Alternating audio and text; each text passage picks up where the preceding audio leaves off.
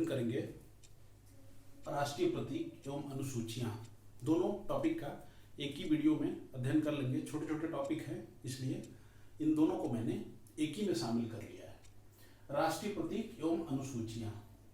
देखिए, हर परीक्षा में राष्ट्रीय प्रतीक एवं अनुसूचियों से प्रश्न निश्चित ही पूछे जाते हैं। ये महत्वपूर्ण टॉपिक है, छोटा ही टॉपिक है लेकिन महत्वपूर्ण है, इसलिए चलिए शुरू करते हैं। सबसे पहले राष्ट्रीय प्रतीकों का अध्ययन करना। पहले से भी हम लोग जानते हैं, हमारा झंडा जो है तीन रंग उसमें होते हैं। पहला केसरिया, दूसरा सफेद और तीसरा हरा। केसरिया रंग त्याग, निस्वार्थ भावना का प्रतीक है। सफेद रंग सत्य पथ पर चलने का और अच्छे आचरण का प्रतीक है। हरा रंग मिट्टी व वनस्पतियों से हमारे जुड़ाव का प्रतीक है। ये डॉक्टर राधाकृष्णन ने ये परिभाषा संसद में तीनों रंगों के बारे में बताई थी। उसके बाद सफेद रंग में बीच में एक चक्र होता है जिसको अशोक चक्र कहते हैं। ये अशोक स्तंभ से लिया गया है, सारनाथ से। इस चक्र में 24 तीलियां होती हैं नीले रंग की, और इसके नीचे सत्यमेव जयते लिखा हुआ होता है जो मुंडकोपनिषद से लिया गया है। उसके बाद देखिए, पिंगली वेंकैया ने इस राष्ट्रीय ध्वज को तैयार किया था। इसकी लंबाई और चौड़ाई का अनुपात 3:2 का होता है। 3 लंबाई होती है और 2 चौड़ाई होती है। 22 जुलाई 1947 को इसका वर्तमान स्वरूप अंगीकृत किया गया। 22 जुलाई 1947 को संविधान सभा द्वारा, संविधान सभा भी यहां पे लिखना चाहिए था, संविधान सभा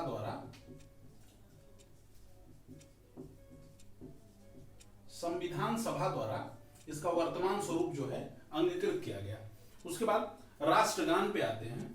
राष्ट्रगान हम लोग जानते हैं कि हमारा राष्ट्रगान जनगण मन अधिनायक जय है, जो गुरुदेव रविन्द्रनाथ टैगोर के गीतांजलि इनकी कृति है, उसी से लिया गया है।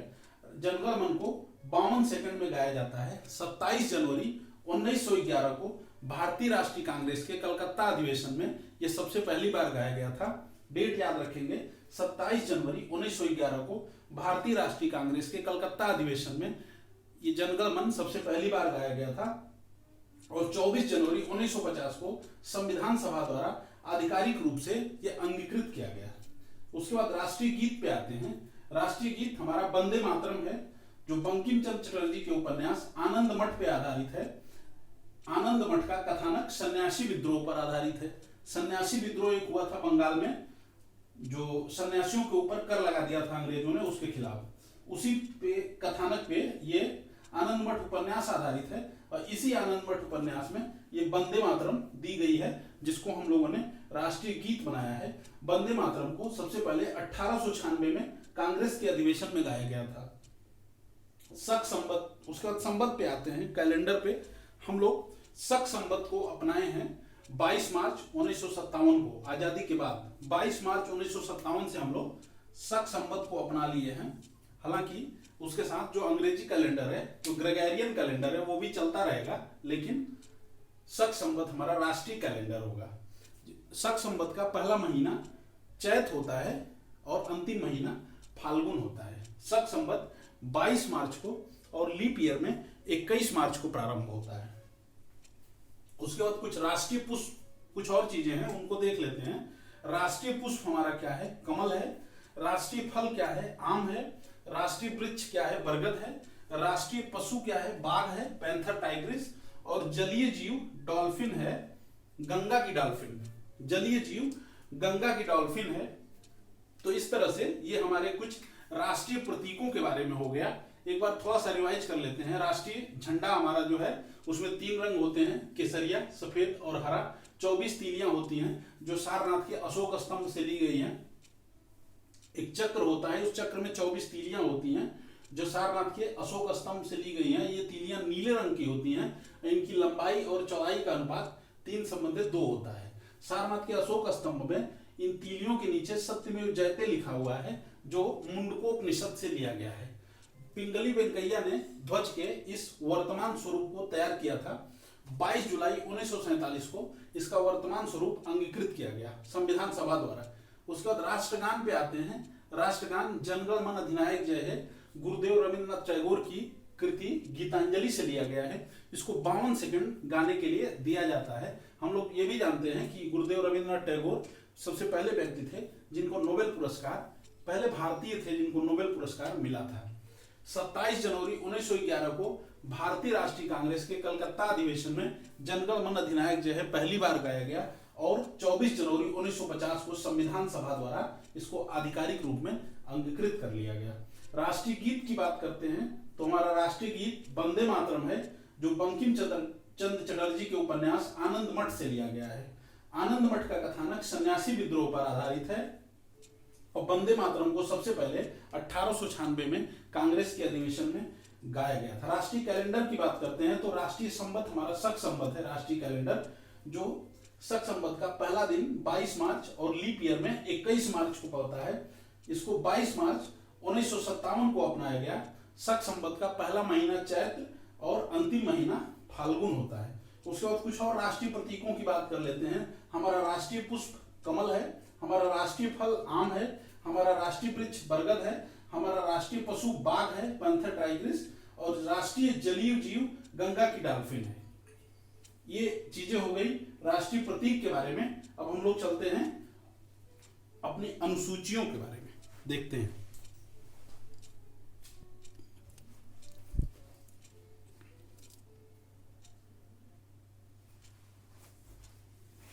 चलिए तो प्रारंभ करते हैं अनुसूचियों को। 8 अनुसूचियां हमारे मूल संविधान में दी गई थी और 4 अनुसूचियां बाद में जोड़ी गई हैं। सबसे पहली अनुसूची हमको क्या बताती है, इसको देखेंगे। पहली अनुसूची राज्य एवं संघ राज्य क्षेत्र के बारे में बताती है और यही अनुसूची है जिसमें यह वर्णित है कि हमारे 28 राज्य और 8 संघ शासित क्षेत्र हैं। इस पे ध्यान देंगे। वर्तमान समय में हमारे देश में 28 राज्य और 8 संघ शासित क्षेत्र हैं। दूसरी अनुसूची के बारे में बात करते हैं तो दूसरी अनुसूची भारतीय संघ के पदाधिकारियों को मिलने वाले वेतन भत्ते व पेंशन का उल्लेख करती है। दूसरी अनुसूची में भारतीय संघ के पदाधिकारियों को मिलने वाले वेतन भत्ते और पेंशन का विवरण दिया गया है। तीसरी अनुसूची की बात करते हैं तो तीसरी अनुसूची में संघ के कुछ पदाधिकारियों के शपथ व प्रतिज्ञान का प्रारूप दिया गया है। राष्ट्रपति को छोड़कर राष्ट्रपति के शपथ एवं प्रतिज्ञान का प्रारूप अनुच्छेद 60 में दिया गया है। इसको ध्यान रखेंगे, ये क्वेश्चन बार बार पूछा जाता है। राष्ट्रपति के शपथ एवं प्रतिज्ञान का प्रारूप अनुच्छेद 60 में दिया गया है और बाकी जो संघ के पदाधिकारी हैं उनके शपथ और प्रतिज्ञान का प्रारूप अनुसूची 3 में दिया गया है और राष्ट्रपति का अनुच्छेद 60 में दिया गया है। उसके बाद चौथी अनुसूची के बारे में बात करते हैं तो चौथी अनुसूची संघ व संघ राज्यों को राज्यसभा में प्रतिनिधित्व का विवरण देती है। किस राज्य को कितनी सीटें राज्यसभा में दी जाएंगी इसका विवरण चौथी अनुसूची में मिलता है। किस राज्य को या किस संघ राज्य को कितनी सीटें राज्यसभा में दी जाएंगी इसका उल्लेख चौथी अनुसूची में मिलता है। सॉरी, चौथी अनुसूची के अनुसार 28 राज्य जो हैं इनको सभी को राज्यसभा में सीटें दी गई हैं और संघ शासित क्षेत्र जो हैं, संघ राज्य जो हैं, उसमें दिल्ली और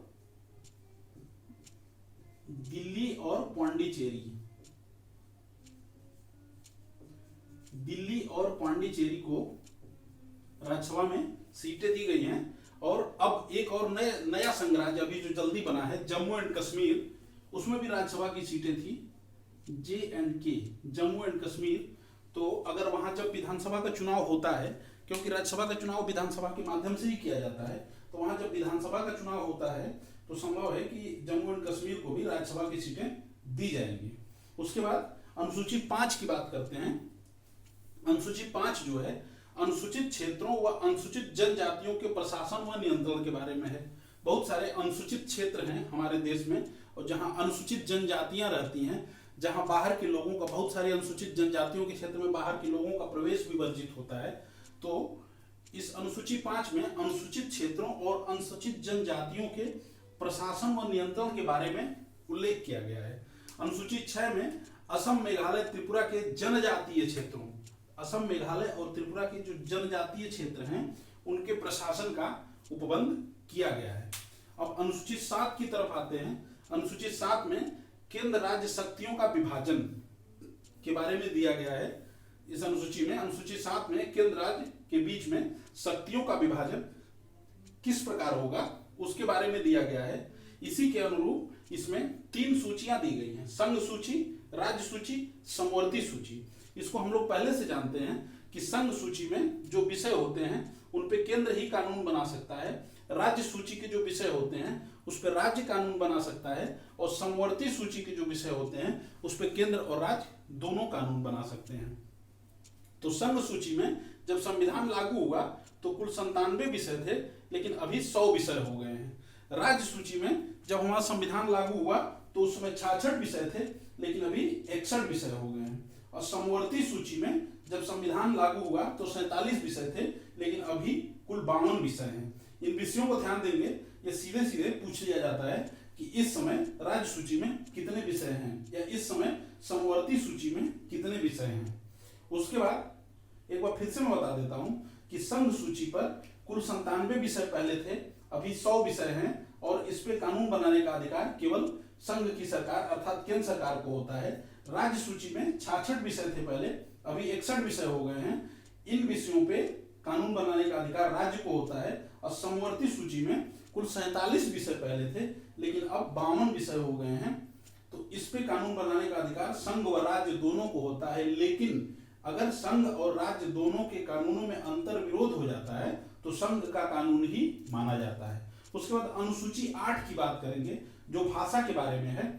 जब हमारा संविधान लागू हुआ तो उस समय 14 भाषाएं इसमें अनुसूची 8 में शामिल की गई थी, जो संघ की भाषाएं मानी जाती थी। अब जो है उसमें कुल 22 भाषाएं हो गई हैं, 14 से बढ़कर के 22 हो गई हैं। 8 अन्य भाषाओं को इसमें शामिल किया गया है। तो उसको भी थोड़ा देख लेते हैं कैसे कैसे शामिल किया गया है। 21वें संविधान संशोधन 1967 में सबसे पहले सिंधी भाषा को इसमें शामिल किया गया। उसके बाद 71वें संविधान संशोधन द्वारा कोंकणी, नेपाली और मणिपुरी, कोंकणी, नेपाली और मणिपुरी, इन 3 भाषाओं को इसमें शामिल किया गया। उसके बाद 52वें संविधान संशोधन द्वारा 92वें